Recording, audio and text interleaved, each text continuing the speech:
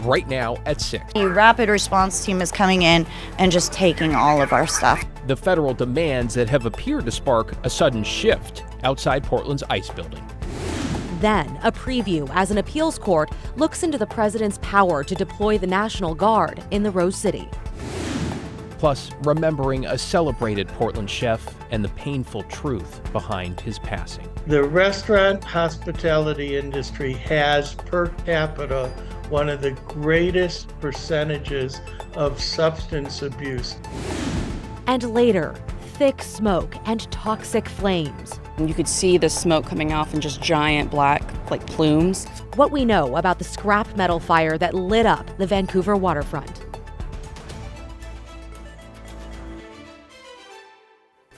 We begin tonight with new developments surrounding federal action in Portland. Thanks for joining us. I'm Christine Pitawanich. And I'm David Moko. Let's bring you up to speed, starting with what appears to be some sort of compromise between the feds and local officials in the works, with changes on the ground around the South Portland ICE facility. Those include new traffic markings and the clearing of at least one encampment. The mayor apparently also opened to the idea of buying the ICE building or taking over the lease. Also, a federal appeals court weighed in on the National Guard debate, saying Oregon troops will remain federalized, but also cannot be deployed, pending its hearing set for tomorrow morning. That says the president threatened to jail officials, pointing specifically to Chicago, who oppose troop deployment in American cities.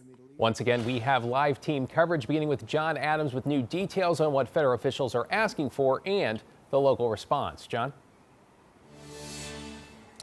Yeah, David and Christine. So big changes over the last couple hours. Earlier today, the roads leading up to and around the ICE facility were blocked off and being monitored by PPB. They were not letting any traffic through or anyone else through.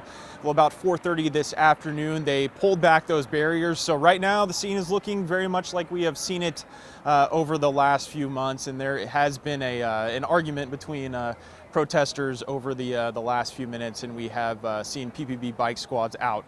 But we are learning more today about those demands DHS has made of PPB and the city of Portland.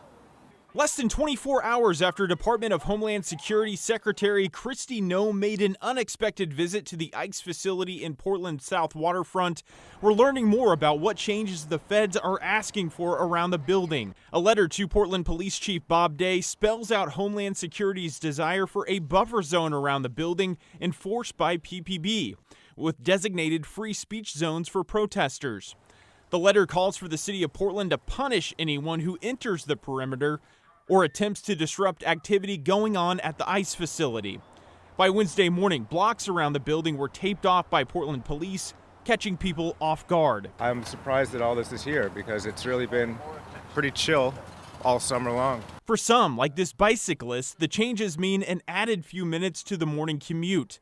For others, it was a much more devastating morning. The rapid response team is coming in and just taking all of our stuff. Portland police ordered the clearing of a homeless encampment that had stood near the ICE facility for months. Campers we spoke with say they were not given prior warning and were not allowed in to collect personal items like medications before the sweep began. They're coming in here, ruining everything. We'll probably get maybe half of it back. PPB tells us the encampment was being cleared due to criminal activity that had gone on there, saying it negatively impacted quality of life and economic activity in the area. Those living there believe they have been caught in the middle of two opposing political forces. We need for our local police enforcement and for the government to stop attacking us. Right? You've got some of the most poor, vulnerable people out here. Now, some of the other changes we saw earlier today, we saw PBOT crews out on South Bond Street, which is on the other side of the building here. That was a one-way road heading to the north. That has been now changed to a new two-way road, and PBOT tells us they did that to make it a little easier for people to get to their homes and businesses here in the area. But as of right now, the barriers are down, and it's looking much like we've seen it over the last month. People protesting very close to right in front of the ICE facility. David, Christine, back to you. We'll see what it looks like tonight and what the response is like as well. Thank you, John. I want to bring in Kyle LeBoche, about a block away from John. Kyle, you've been keeping an eye on the court battle around National Guard troops. Yeah, Kyle, and we know an appeals court is set to hear the case first thing tomorrow and will decide whether or not to put a judge's order on hold. And today, that appellate court issued an order to preserve the status quo. In essence, nothing will change before tomorrow's very important hearing. That hearing will be held remotely and live streamed. The three-judge panel will hear from both sides, the Trump administration and the state of Oregon. The legal battle over protests in Portland goes before the Ninth Circuit Court of Appeals Thursday. At issue, whether President Trump has the authority to send in the National Guard.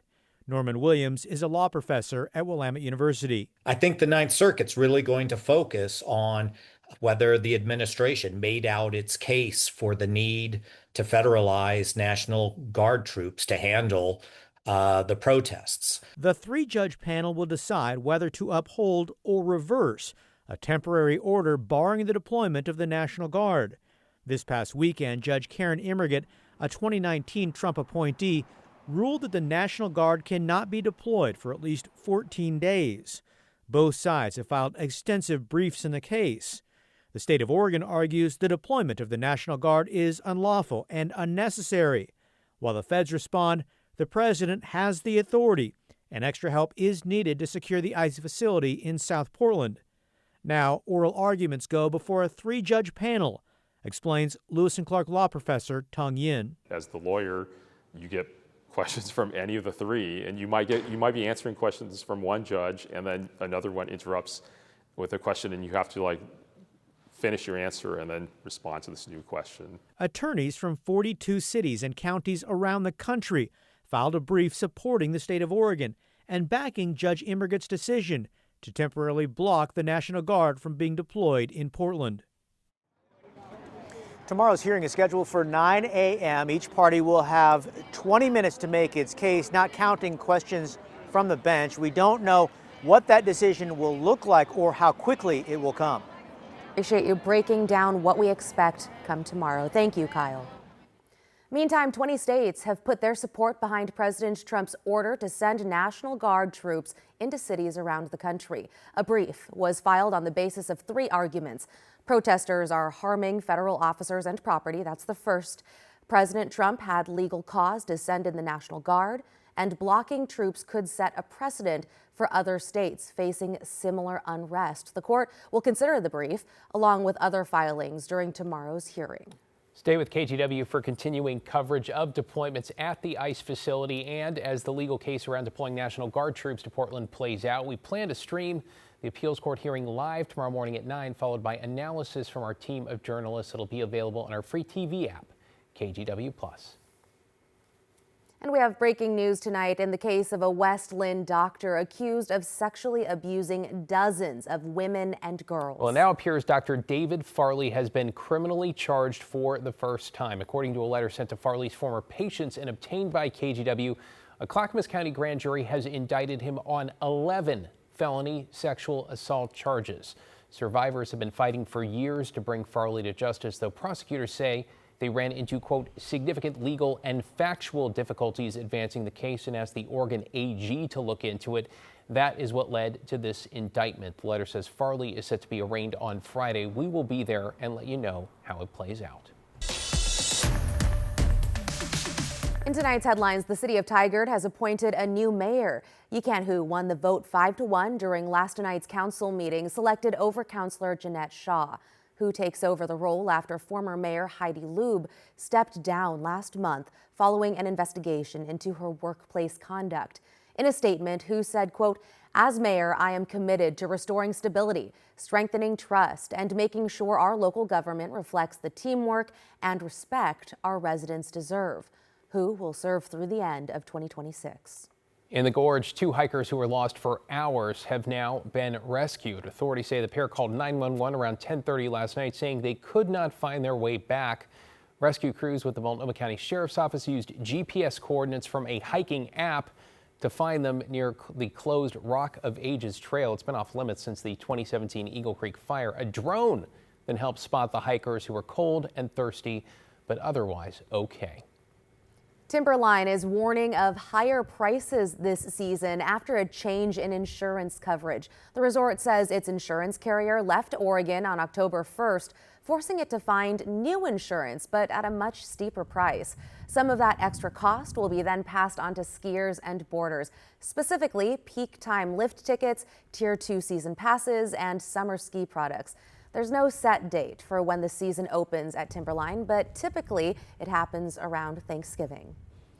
Joe, I know we're supposed to be seeing maybe some snow soon, right? Oh, Christine, it's not just to be a little bit. It's going to be measured anywhere from 8 to 10 inches, potentially by Sunday and into the early part of the week. Of course, maybe a little closer to 15, 16 inches outside Mount Hood Meadows and Timberline Lodge. That's days away, but still, for all those skiers and snowboarders, there's a little hope that we'll be seeing the season open here. Hopefully, maybe by Thanksgiving. We'll just have to see. But right now, in the valley, we're looking at a temperature of 60 degrees, mostly cloudy skies. A big difference out there tonight. Yesterday, we're seeing temperatures right around 80 degrees. Yeah, it's definitely seeing that cold air filter in along the Oregon coast. Just a few degrees cooler, but notice down to the central and southern part of the Willamette Valley, more than 20 degrees cooler, especially down in parts of Lynn and Lane County near Eugene. Right now we're seeing temperatures, or this is what we saw earlier this afternoon.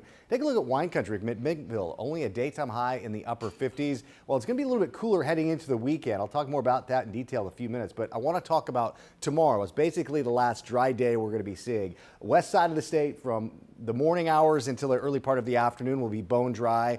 And then some changes move in. Increasing clouds move in later part of the afternoon. Showers return early Friday, and that carries over into much of the week. And I'll have the details on that about 10 minutes from now. Changes are coming. Thank you so much, Joe.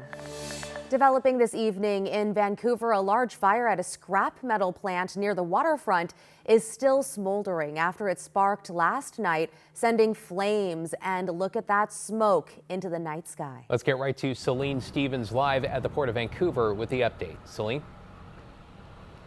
David, Christine, so I'm at Pacific Coast Shredding, and that fire is under control. I haven't seen any smoke coming from that burnt pile of metal in the last several hours, and it appears to be business as usual here at this facility. Most of those response crews cleared out around noon.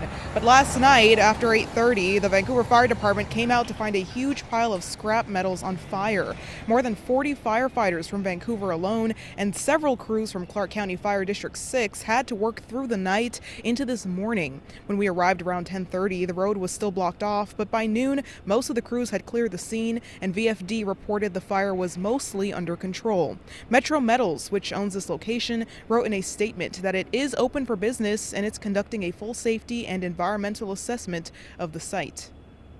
The issue with metal scrap fire piles like this is just trying to get to the source while keeping everybody safe. Because it is a metal scrap fire, not just your ordinary components, we did request the hazmat team to come out here and help and give advice to help us extinguish this fire. So while the case is still under investigation, VFD said that in some cases, when you have a lot of metal at the bottom of a big pile like we did in this instance, it can generate its own heat source and spark a fire. But again, the specific cause of this fire is still under investigation. Luckily, nobody was hurt. Back to you. Good news, no one was hurt. Celine Stevens reporting live from Vancouver. Thank you, Celine.